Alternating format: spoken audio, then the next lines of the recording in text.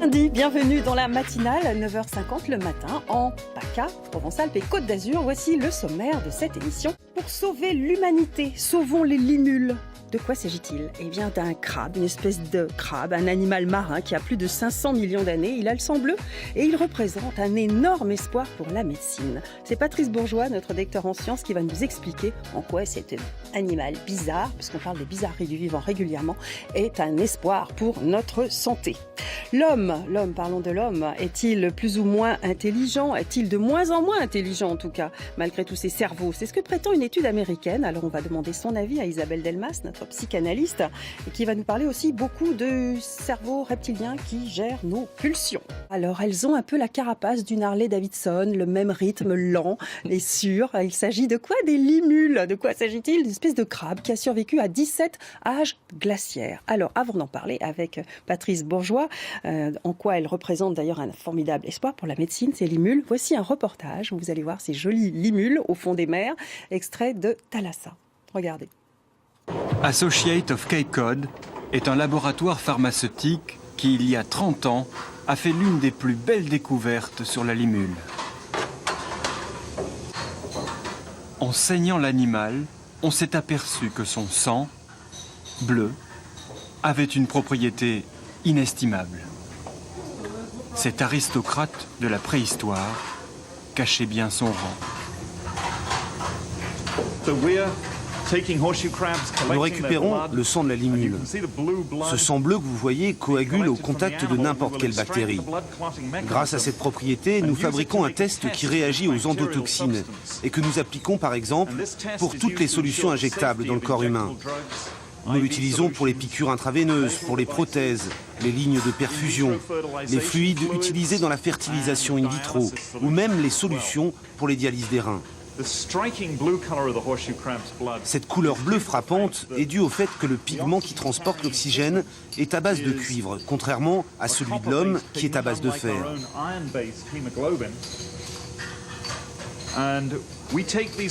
Nous faisons passer tous ces flacons de sang dans une centrifugeuse.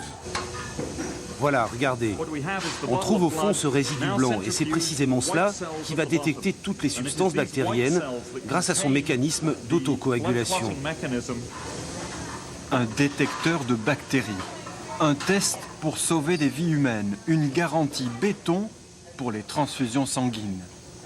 Du sang bleu, comme les rois, Patrice Bourgeois. Alors j'aime bien le mot aristocrate de la préhistoire.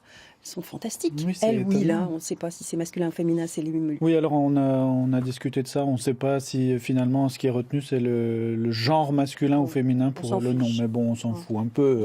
Un petit peu. C'est pas ça qui est important. Si elles nous écoutent. Donc voilà, sang bleu, c'est ça qui est important. Oui, elles ont le sang bleu et le sang qui... Alors, leurs propriétés, pour le coup, elles sont peut-être aristocratiques, là, puisqu'elles nous sauvent la vie, si on peut dire. C'est grâce à un extrait du sang des limules, enfin du sang, c'est pas vraiment du sang, c'est de l'hémolymphe en fait, c'est le sang, c'est le liquide sanguin des arthropodes, des crustacés et des limules. Bon. Comme les scorpions, les araignées par exemple. Ouais, ils ont du sang comme ça. Et donc ce sang, en fait, les protège de toutes les bactéries. Donc si on avait le même, on ne serait jamais malade ? C'est ça ? Alors, il n'y a pas que les bactéries, il y a les virus qui nous font un peu du mal, et il y a plein de choses qui nous font du mal. Mais la propriété extraordinaire qui a été découverte dans les années 60 de ce sang, on va l'appeler comme ça, voilà, c'est qu'il coagule dès qu'il y a la moindre particule la plus infime possible de bactéries. Et donc, on l'utilise dans l'industrie pharmaceutique, comme ça a été très bien expliqué dans ce reportage. On l'utilise pour s'assurer que tous les produits qui sont à destination chirurgicale ou industrie médicale, qu'on va injecter dans notre corps, sont exempts de toute contamination bactérienne. En fait, avec l'ISA qu'on a vu, là, le précipité blanc qui était au fond des tubes bleus de sang de limule, eh bien, il coagule directement si le produit est souillé. Bon. Alors, on aimerait bien en profiter, nous, les hommes aussi, de cette avancée-là. Les chercheurs font... il y a des recherches qui sont faites pour comprendre pourquoi ces propriétés particulières de coagulation Et évidemment, ça serait très important de comprendre, puisqu'on pourrait ne pas saigner ces pauvres bestioles qui sont en train de disparaître un petit peu, du coup, parce qu'elles sont exploitées de manière intensive, industriellement. Elles sont pour braconnées. récolter ce sang. Elles sont braconnées aux États-Unis chaque année pour le vendre aux industries Pour vendre le pharmaceutiques. sang, qui vaut une fortune. Hein, Qui vaut plusieurs dizaines de milliers de dollars le litre. On ne sait pas non plus exactement combien, Non, mais plusieurs dizaines de milliers de dollars en tout cas. Oui, il paraît qu'elles ont plein d'yeux. Elles voient bien. Alors elles sont limules. aussi un sujet d'étude pour les scientifiques à cause de leur système de vision un peu particulier. Parce que alors je reviens un tout petit peu en arrière, comme vous l'avez dit, c'est des espèces qui sont très anciennes, qui existent depuis environ 400 millions d'années, et elles ont vécu à chaque période de l'évolution des espèces. Donc pour cette raison, on appelle ça panchronique. Elles sont à tous les temps. Panchronique. De la vie on apprend sur plein de Terre. choses dans cette émission. Évidemment, ce n'est pas les mêmes que celles qui vivent maintenant. Hein. On dit elles ont 500 millions d'années ou 400 millions d'années. C'était des ancêtres des limules actuelles. Mais c'est la même espèce. Fortement, c'est la même espèce. Ça, c'est sûr. Et du coup, elles ont plusieurs yeux différents. Elles ont 2 yeux comme ceux des insectes, avec des ocelles sur le côté de leur carapace. Et au milieu, elles ont 2 yeux simples, comme les nôtres, à une chambre. Et puis elles ont aussi des capteurs de lumière, de luminosité vers l'arrière du corps, sur la queue, sur le truc un peu pointu qu'on a vu là, qui leur permet de moduler l'intensité de la vision de leurs autres yeux en fonction de la lumière, de la luminosité ambiante. Génial. Ce qui fait qu'elles arrivent à se repérer dans la boue où elles sont habituellement, puisqu'elles sont toujours au fond de la mer. Et elles sont souvent dans des milieux vaseux ou boueux. D'accord. Bien. On va parler. Est-ce qu'elles ont un cerveau, ces limules ? Alors c'est une bonne question. Je me doutais bien que vous me poseriez cette question. Piège. Non ? Puisqu'on va parler dans quelques instants du cerveau reptilien, avec mais Isabelle. elles ont probablement un système nerveux primitif. Et voilà. Mais qui n'est pas encore aussi sophistiqué que le cerveau reptilien dont nous avons parlé dans un instant. Donc elles sont... Non, puisque c'est plus ancien au niveau évolutif encore. Ah oui, elles ont encore des progrès à faire. Limules. Enfin, en même temps, elles nous ont bien survécu quand même. Elle nous aide bien. Oui, c'est vrai. Et elles nous aident bien. Et on les surnomme au Vietnam les crabes des amoureux, vous saviez ça ? Oui, parce qu'en fait, alors au Vietnam, ils les consomment. Ils les mangent. Ils les mangent, oui. C'est l'espèce qu'on trouve en Asie. Il y en a plusieurs espèces. Celle des États-Unis qu'on a vue dans le reportage est dans d'une autre sorte.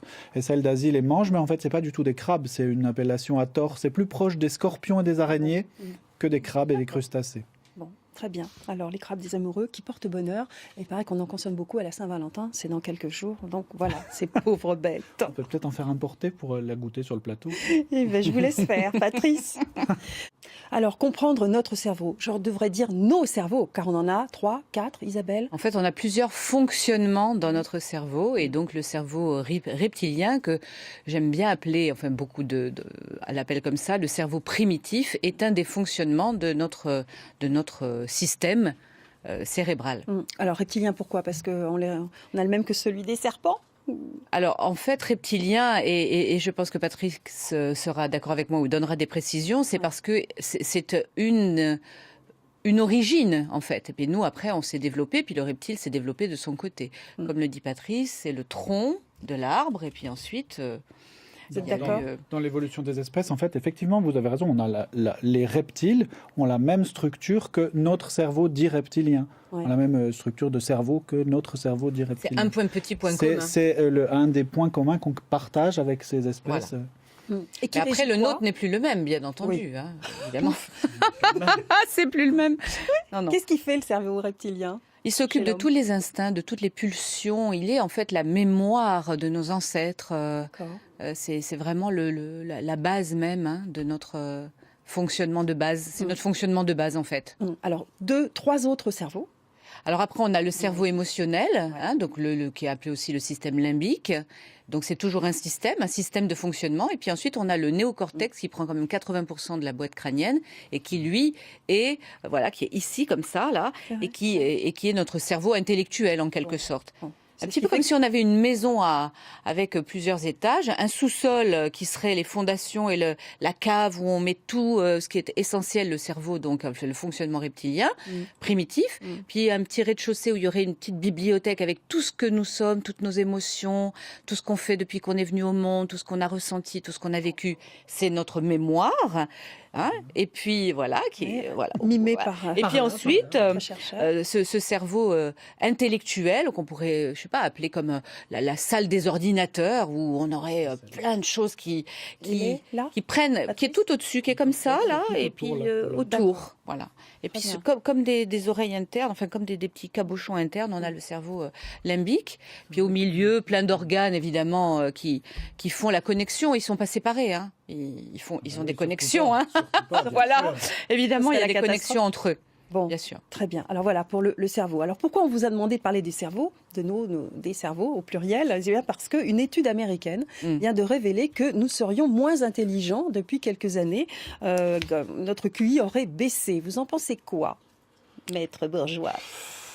Qu'est-ce que vous voulez que je réponde? Notre intelligence, mais en fait, si on mesure l'intelligence qu'avec le QI, qui est seulement un paramètre d'analyse... Exactement. Déjà, on sait aujourd'hui qu'on ne mesure plus le quotient intellectuel sans en mesurer le quotient émotionnel. On vient d'en parler. Oui. Il est très important de mesurer l'ensemble du fonctionnement, bien entendu. Après, dire que...